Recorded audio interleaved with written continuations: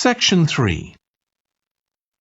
You will hear two urban planning students, called Carla and Rob, discussing their presentation on cities built by the sea, following instructions from their tutor.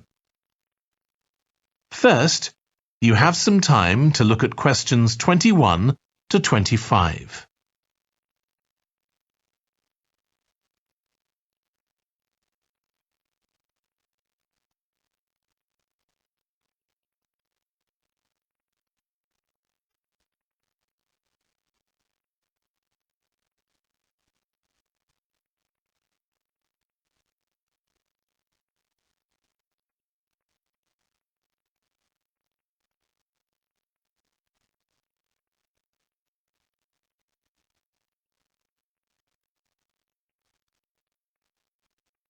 Now listen carefully and answer questions 21 to 25. Okay, so what I'd like you to do now is to talk to your partner about your presentations on urban planning.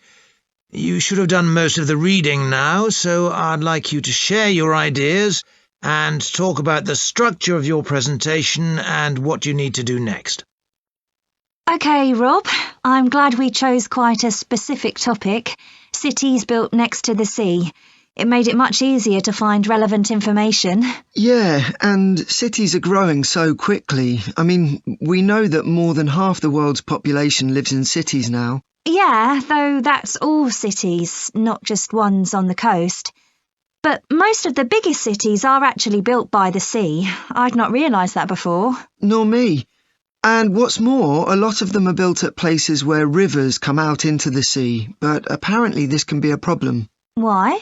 Well, as the city expands, agriculture and industry tend to spread further inland along the rivers, and so agriculture moves even further inland up the river. That's not necessarily a problem, except it means more and more pollutants are discharged into the rivers. So these are brought downstream to the cities? Right. Did you read that article about Miami on the east coast of the USA? No. Well, apparently back in the 1950s, they built channels to drain away the water in case of flooding. Sounds sensible.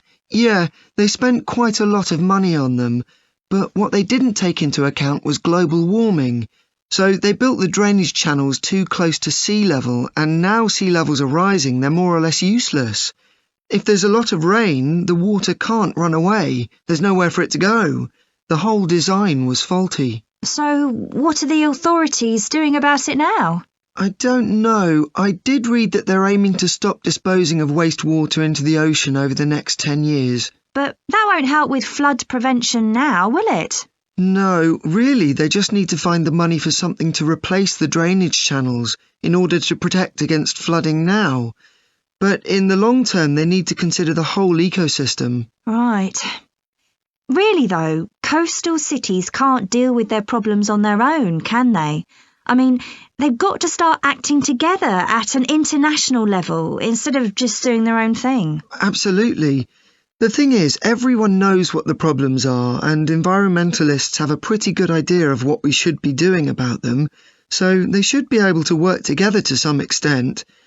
But it's going to be a long time before countries come to a decision on what principles they're prepared to abide by. Yeah, if they ever do.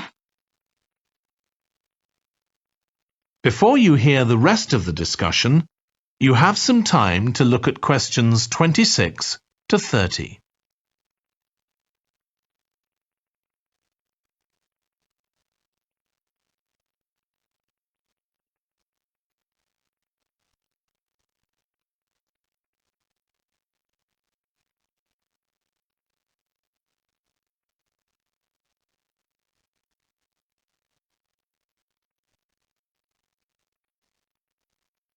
Now listen and answer questions 26 to 30.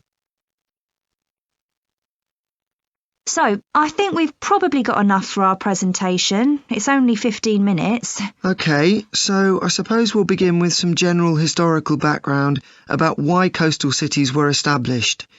But we don't want to spend too long on that. The other students will already know a bit about it. It's all to do with communications and so on. Yes.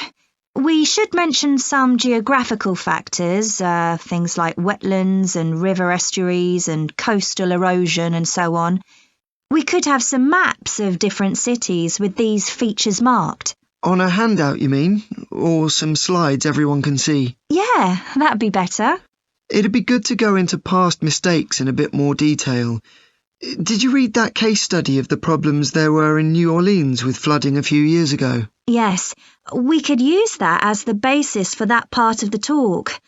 I don't think the other students will have read it, but they'll remember hearing about the flooding at the time. Okay. So that's probably enough background.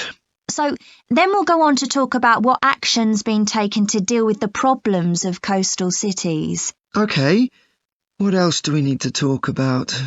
Maybe something on future risks, looking more at the long term if populations continue to grow? Yeah, we'll need to do a bit of work there. I haven't got much information, have you? No, we'll need to look at some websites. Shouldn't take too long. OK. And I think we should end by talking about international implications. Maybe we could ask people in the audience. We've got people from quite a lot of different places. That'd be interesting, if we have time, yes. So now, shall we go on? That is the end of section 3. You now have half a minute to check your answers.